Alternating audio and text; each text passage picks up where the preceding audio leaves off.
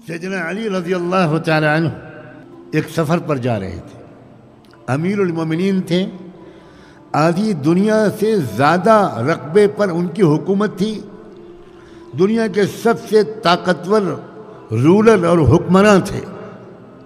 ایک سفر پر جا رہے ہیں، کوئی سیکیورٹی گارڈ نہیں ہے، کوئی باڈی گارڈ نہیں ہے، کوئی پولیس کا عملہ نہیں ہے، صرف ان کے ایک صاحبزادے سیدنا حسن اور ان کے ایک خادم خاص، بس 2 لوگ ساتھ تھے۔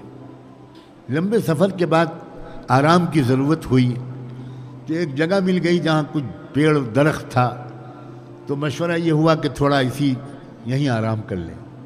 یہودیوں کی شرارتیں برابر جاری تھیں، کسی نہ کسی طرح جس طرح وہ پہلے نقصان پہنچا چکے تھے، وہ سیدنا علی کو بھی کے پیچھے پڑے ہوئے تھے۔ سیدنا علی آرام کے لیے لیٹ گئے، صاحبزادے گرامی قدر سیدنا حسن اور سیدنا علی کے خادم اور غلام دونوں جاگتے رہے۔ ذرا دیر کے لیے نگاہ بچی ہوگی کہ ایک شخص آیا اور سیدنا علی جو اپنا پروٹیکٹنگ گیئر پہنے ہوئے تھے، لوہے کا لباس جس کو زرہ کہتے ہیں، وہ انہوں نے اتار کر رکھ دیا تھا کہ اس کو پہن کر لیٹنا تو مشکل تھا۔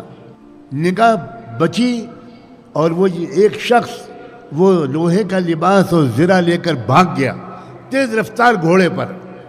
تعاقب کیا اس کا، ان لوگوں نے کوشش کی کہ کسی طرح اس کو پکڑ لیں، لیکن وہ نکل گیا۔ تنہا چھوڑ بھی نہیں سکتے تھے حضرت علی کو، تھوڑی دیر کی کوشش کے بعد واپس آ گئے۔ سیدنا علی کی آنکھ کھلی تو انہوں نے پوچھا کہ وہ کہاں ہے؟ تو انہوں نے نامزد طور پر بتایا کہ فلاں یہودی شخص کو ہم نے پہچان لیا، ہم لوگوں کی نگاہ بچی اور وہ آپ کا وہ لوہے کا لباس لے کر بھاگ گیا، تھوڑی دیر ہم نے کوشش کی پھر ہم نے چھوڑ دیا، آپ کو تنہا چھوڑا نہیں جا سکتا تھا۔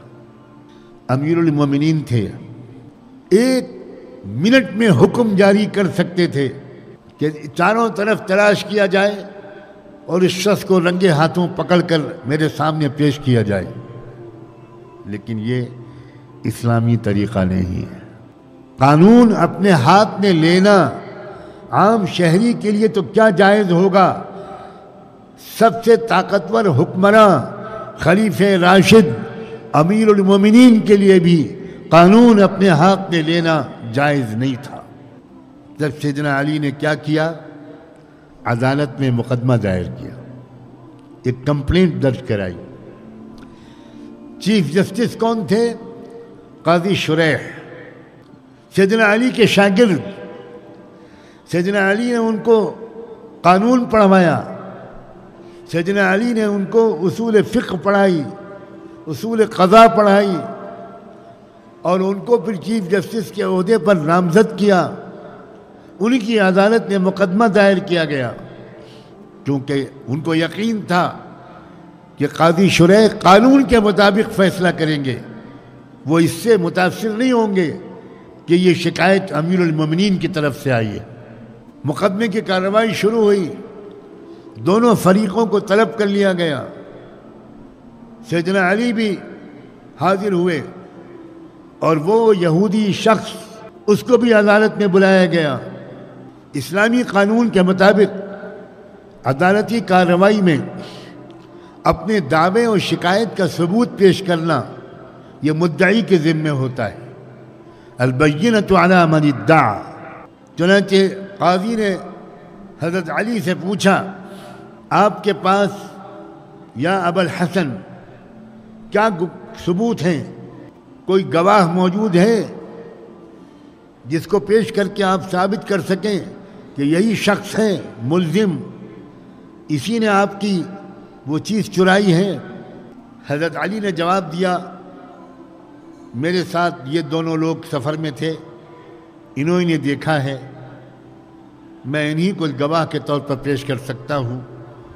حضرت حسن کو اشارہ کیا، وہ کھڑے ہوئے۔ قانونی طریقے کے مطابق انہوں نے اپنا تعارف کرایا، میں حسن ابن علی ہوں، فلاں سفر میں اپنے والد کے ساتھ تھا، فلاں مقام پر میں نے اپنی آنکھوں سے دیکھا کہ اس شخص نے میرے والد کی یہ چیز چرائی، میں گواہ ہوں۔ گواہی سن لی۔ سننے کے بعد اسلامی دنیا کے چیف جسٹس کا جواب سنو۔ انہوں نے کہا اسلامی قانون کے مطابق باپ کے حق میں بیٹے کی گواہی قابل قبول نہیں ہوتی، اس لیے آپ کی گواہی کو ریجیکٹ کیا جاتا ہے۔ اللہ اکبر۔ اب دوسرا گواہ کون ہے؟ خادم غلام۔ اس کی طرف اشارہ کیا کہ تم کھڑے ہو۔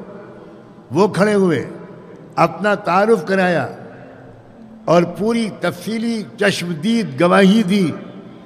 جسٹس شریح نے وہ گواہی سن لی اور اس کے بعد کہا اسلامی قانون کے مطابق مالک کے حق میں غلام کی گواہی قابل قبول نہیں ہوتی، اس لیے تمہاری گواہی بھی ریجیکٹ کی جاتی ہے۔ لیگل پروسیس پورا ہو گیا، قانونی کارروائی پوری ہو گئی۔ اب اسلامی قانون کے مطابق جس کے خلاف مقدمہ دائر ہوتا ہے اس کے ذمے یہ ہوتا ہے کہ وہ قسم کھا لے، حلف اٹھا لے کہ وہی بات جو کہہ رہا ہے وہی سچ ہے۔ چنانچہ اب جسٹس شریح نے اس یہودی سے پوچھا کہ کیا تم قسم کھا کر یہ کہہ سکتے ہو کہ یہ زنا تمہاری ہے؟ شاید وہ 99 دفعہ جھوٹی قسم کھا چکا ہوگا، سینچری مارنے کا بڑا قیمتی موقع اس کے ہاتھ میں تھا۔ اس نے فوراً قسم کھا لی کہ میں قسم کھاتا ہوں کہ یہ زنا ہماری ہے۔ جسٹس نے فیصلہ سنا دیا کہ مدعی اپنا دعویٰ ثابت نہیں کر سکے اور مدعا علیہ نے قسم کھا لی، لہذا عدالت فیصلہ کرتی ہے کہ یہ زنا اس مدعا علیہ یہودی کی ہے، اب تم اس زنا کو لو اور جاؤ۔ اب اس کے بعد مقدمے کی کارروائی پوری ہو گئی۔ قاضی شریح فوراً دائس پر سے اتر کر آئے اور امیر المومنین کو سلام کیا۔ سننے والی بات ہے یہ، سیدنا علی نے کہا کہ شریح مجھے تم سے اس ناانصافی کی امید نہیں تھی۔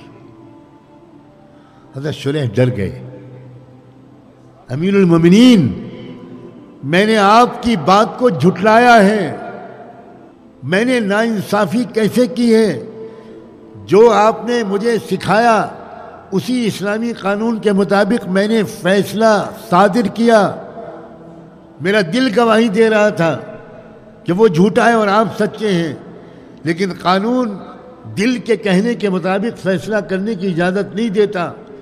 قانونی کارروائی کے مطابق فیصلے کرنا آپ نے ہم کو سکھایا ہے، آپ اس کے باوجود مجھ سے ناراض ہیں۔ میرے آقا مجھے بتائیے، میں برباد ہو جاؤں گا اگر آپ ناراض رہے۔ حضرت علی نے کہا سنو تو میں تم سے کیوں ناراض ہوں؟ ہم عربوں میں ایک رواج ہے کہ جب کسی کو خصوصی عزت کے ساتھ پکارتے ہیں تو اس کا نام نہیں لیتے، اس کو کنیت سے پکارتے ہیں، یا ابو ابراہیم کہتے ہیں، ابو عمر کہتے ہیں، ابو بکر کہتے ہیں۔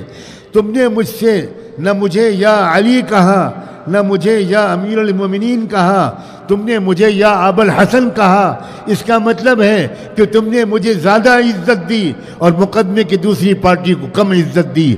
آئندہ اگر تم نے کبھی یہ غلطی کی میں تم کو اس عہدے سے اسی وقت معزول کر دوں گا۔ یہ ہے اسلام۔